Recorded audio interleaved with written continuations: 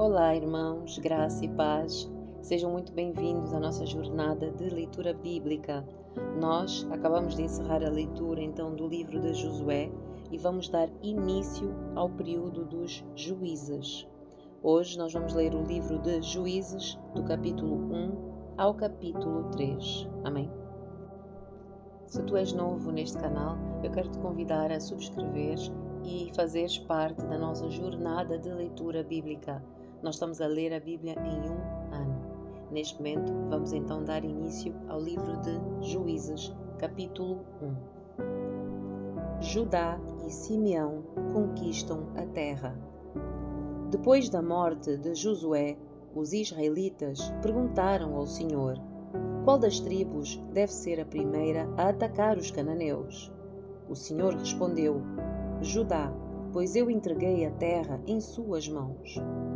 Os homens de Judá disseram aos seus parentes da tribo de Simeão: venham conosco lutar contra os cananeus que vivem no território que nos foi designado como herança. Depois ajudaremos vocês a conquistar o seu território. Os homens de Simeão foram com Judá. Quando os homens de Judá atacaram, o Senhor entregou os cananeus e os ferezeus em suas mãos, e eles mataram 10.000 guerreiros inimigos em Bezeque. Naquela cidade encontraram o rei Adoni-Bezeque, lutaram contra ele e derrotaram os cananeus e os ferezeus. Adoni-Bezeque fugiu, mas os israelitas o capturaram e cortaram os polegares das suas mãos e dos seus pés.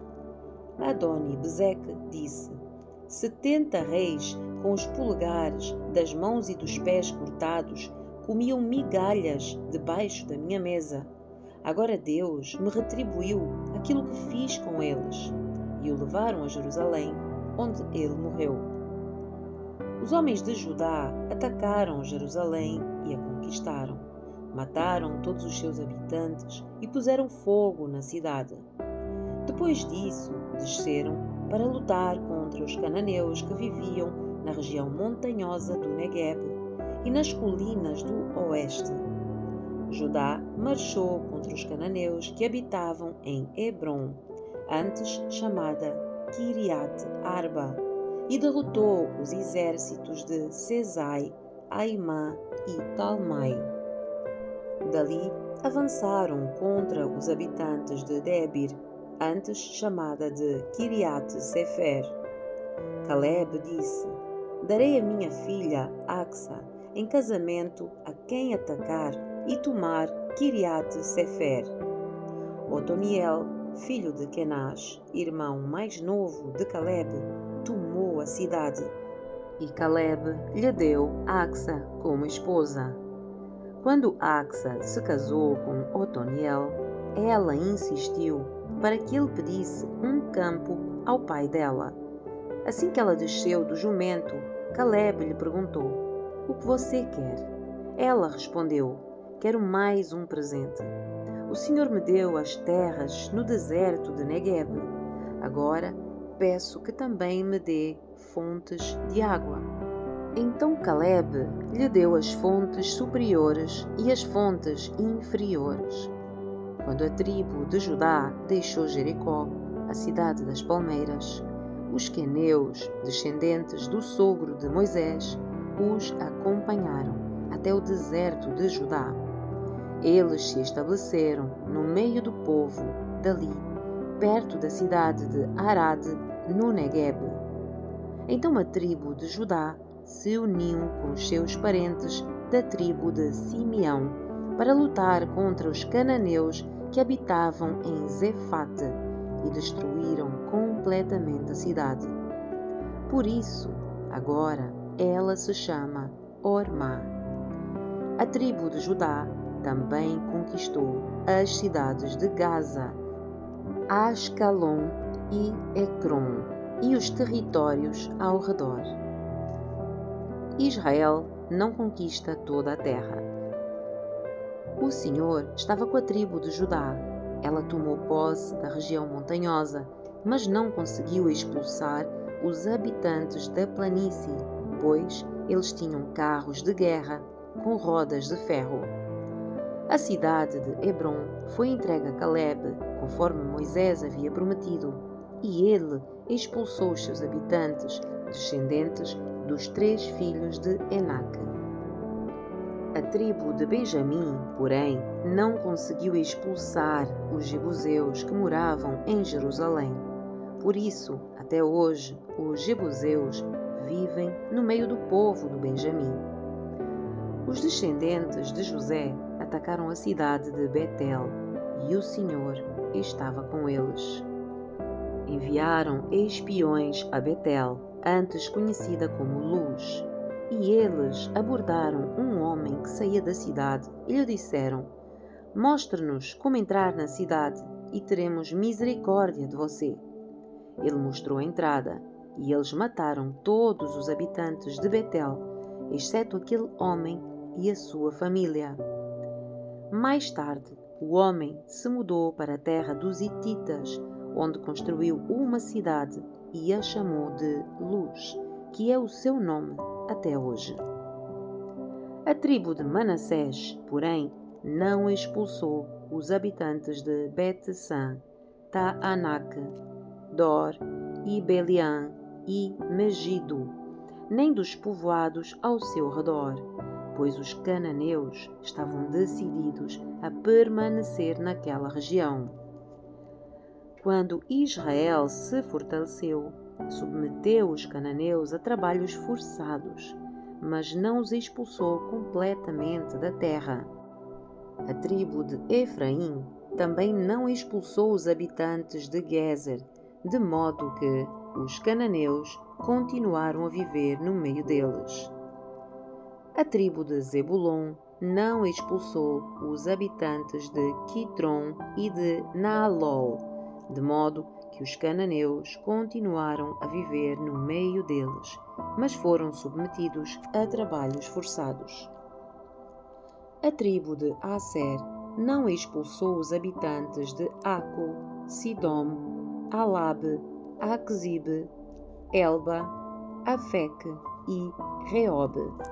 Estabeleceu-se no meio dos cananeus que habitavam a terra, pois não conseguiu expulsá-los. Da mesma forma, a tribo de Naftali não expulsou os habitantes de Bet-Semes e de Bet-Anate. Estabeleceu-se no meio dos cananeus que habitavam a terra, mas submeteu os habitantes de Bet-Semes e de Bet-Anade a trabalhos forçados. Quanto à tribo de Dan, os amorreus a obrigaram a voltar para a região montanhosa e não permitiram que descesse à planície. Os amorreus estavam decididos a ficar no monte Heres, em Aijalon e em Saalbim, mas quando os descendentes de José se fortaleceram, submeteram os amorreus a trabalhos forçados. A divisa dos amorreus se estendia da ladeira do Escorpião até Selá, continuando dali para cima. Capítulo 2. O anjo do Senhor aparece em Boquim. O anjo do Senhor subiu de Gilgal a Boquim e disse aos israelitas: "Tirei vocês do Egito e os trouxe a esta terra que jurei dar aos seus antepassados, e afirmei que jamais quebraria a minha aliança com vocês. Da sua parte, vocês não deviam fazer aliança alguma com os habitantes desta terra, mas sim destruir os seus altares. Por que é que vocês desobedeceram a minha ordem? Agora, portanto, declaro que não expulsarei mais os povos que habitam em sua terra.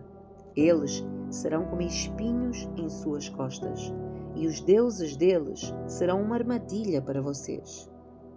Quando o anjo do Senhor acabou de falar a todos os israelitas, o povo chorou em alta voz. Por isso, chamaram aquele lugar de Boquim e ali ofereceram sacrifícios ao Senhor. A morte de Josué.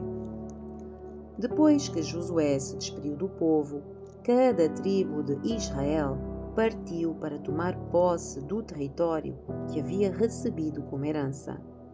O povo serviu ao Senhor durante toda a vida de Josué e também dos líderes que sobreviveram depois dele e que tinham visto as grandes coisas que o Senhor havia feito por Israel.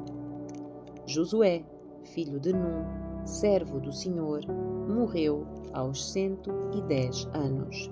Foi sepultado na terra que havia recebido como herança, em Timnat-Sera, na região montanhosa de Efraim, ao norte do monte Gaash. Israel desobedece ao Senhor. Depois que aquela geração morreu e se reuniu aos seus antepassados, surgiu uma nova geração que não conhecia o Senhor, nem tinha visto as grandes coisas que ele havia feito por Israel. Os israelitas fizeram o que era mau aos olhos do Senhor e serviram às imagens de Baal. Abandonaram o Senhor, o Deus dos antepassados, que os havia tirado do Egito. Seguiram e adoraram os deuses dos povos ao redor e, com isso, provocaram a ira do Senhor. Abandonaram o Senhor para servir a Baal e as imagens de Astarote. Com isso, a ira do Senhor ardeu contra Israel e ele os entregou nas mãos de saqueadores que tomaram os seus bens. Entregou-os aos inimigos ao redor, aos quais já não conseguiam resistir. Toda vez que saíam para a batalha, o Senhor lutava contra eles e provocava sua derrota, conforme lhes havia advertido com juramento. Por isso, o povo vivia em grande angústia. O Senhor livra o seu povo. Então o Senhor levantou juízes para livrar o povo dos seus agressores. Contudo, não quiseram ouvir os juízes, mas se prostituíam, adorando outros deuses. Como se desviaram depressa do caminho dos seus antepassados que haviam andado em obediência aos mandamentos do Senhor. Sempre que o Senhor levantava um juiz sobre os israelitas, o Senhor estava com ele e livrava o povo dos seus inimigos enquanto o juiz vivia. Pois o Senhor tinha compaixão do seu povo que sofria sob o peso da aflição provocada pelos seus opressores. Quando o juiz morria, porém, eles voltavam aos seus caminhos corruptos e se comportavam ainda pior que os seus antepassados. Seguiam outros deuses, servindo-os e adorando-os. Não abandonavam as suas práticas perversas e os seus caminhos teimosos. Por isso, a ira do Senhor ardeu contra Israel. Disse ele: uma vez que esse povo violou a minha aliança que fiz com os seus antepassados e não me deu ouvidos, não expulsarei mais as nações que Josué deixou por conquistar quando morreu. Fiz isso para pôr Israel à prova, para ver se seguiriam os caminhos do Senhor, como fizeram os seus antepassados. Assim, o Senhor deixou aquelas nações na terra, não as expulsou de imediato, nem permitiu que Josué conquistasse todas elas. Capítulo 3. As nações que ficaram em Canaã. Estas são as nações que o Senhor deixou na terra para pôr à prova os israelitas que não haviam participado das guerras em Canaã. Ele assim fez apenas para dar treinamento de combate às gerações de israelitas que não tinham experiência no campo de batalha. Estas são as nações: os filisteus, com os seus 5 governantes, todos os cananeus, os sidônios e os heveus, que habitavam nos montes do Líbano, desde o monte Baal-Hermon até Lebo-Amate, Esses povos foram deixados para pôr Israel à prova, para ver se obedeceriam aos mandamentos que o Senhor tinha dado aos seus antepassados por meio de Moisés. Assim, os israelitas viveram entre os cananeus, os hititas, os amorreus, os ferezeus, os heveus e os jebuseus. Casaram-se com as filhas deles e deram suas filhas em casamento aos filhos deles e serviram aos deuses deles. Otoniel se torna juiz de Israel. Os israelitas fizeram o que era mau aos olhos do Senhor. Esqueceram-se do Senhor, seu Deus, e serviram às imagens de Baal e aos postes de Aserá. Então a ira do Senhor se acendeu contra Israel, e ele os entregou a Cusã-Risataim, rei de Aram-Naaraim. E os israelitas serviram a Cusã-Risataim durante 8 anos. Mas quando os israelitas pediram socorro ao Senhor, ele levantou um libertador para salvá-los. Chamava-se Otoniel, filho de Kenaz, irmão mais novo de Caleb.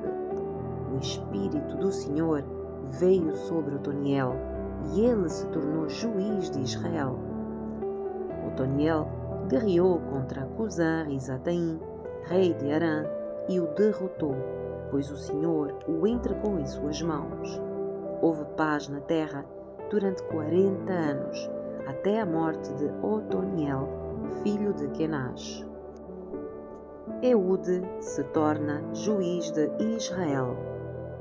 Mais uma vez, os israelitas fizeram o que era mau aos olhos do Senhor. Por isso, o Senhor deu a Eglon, rei de Moabe, poder sobre Israel. Eglon se aliou contra os Amonitas e os Amalequitas, atacou e derrotou Israel e conquistou Jericó, a cidade das palmeiras.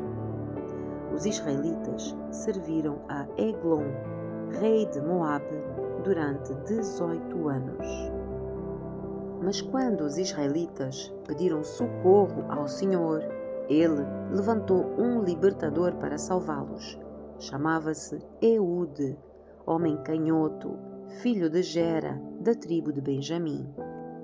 Os israelitas encarregaram Eude de entregar o tributo a Eglon, rei de Moabe. Eude fez um punhal de 2 gumes, com cerca de 40 centímetros de comprimento, e prendeu a arma à coxa direita, onde ficou escondida debaixo da roupa. Levou o tributo a Eglon, rei de Moabe, que era muito gordo. Depois de entregar o pagamento, Eude partiu com os homens que havia ajudado a carregar o tributo. Quando Eude chegou aos ídolos de pedra, perto de Gilgal, deu meia volta, apresentou-se diante de Eglon e disse: "Tenho uma mensagem secreta para o Senhor, ó rei." Eglon ordenou: "Não fala ainda," e mandou todos os servos saírem. Eude se aproximou de Eglon, que estava sentado sozinho na sala do andar superior, um ambiente mais fresco, e disse: "Tenho uma mensagem de Deus para o Senhor." O rei Eglon se levantou e Eude, com a mão esquerda, puxou o punhal da sua coxa direita e o cravou na barriga de Eglon. O punhal foi tão fundo que o seu cabo desapareceu sob a gordura do rei. Por isso Eude não tirou o punhal e as fezes do rei vazaram. Então Eude fechou e trancou as portas da sala e saiu pelo pórtico. Depois que Eude saiu, os servos do rei voltaram e encontraram trancadas as portas da sala do andar superior. Pensaram que ele estivesse a usar o banheiro privativo, por isso esperaram. Mas como, depois de muita demora, o rei não saiu, ficaram preocupados e pegaram a chave. Quando abriram as portas, encontraram o seu senhor caído no chão, morto. Enquanto os servos esperavam, Eude escapou e passou pelos ídolos de pedra a caminho de Seirá. Quando chegou à região montanhosa de Efraim, tocou a trombeta, chamando o povo para guerrear. Os israelitas desceram os montes com Eude à frente. Ele disse: sigam-me, pois o Senhor entregou Moabe, seu inimigo, em suas mãos. Os israelitas o seguiram e assumiram o controle dos pontos mais rasos do Jordão, onde se atravessava para Moabe, e não deixaram ninguém passar. Eles atacaram os moabitas e mataram cerca de 10.000 dos seus guerreiros mais fortes e valentes. Nenhum deles escapou. Naquele dia, Israel derrotou Moabe e houve paz na terra durante 80 anos. Sangar se torna juiz de Israel. Depois de Eude, Sangar, filho de Anate, libertou Israel. Certa vez, ele matou 600 filisteus com um ferrão de conduzir bois.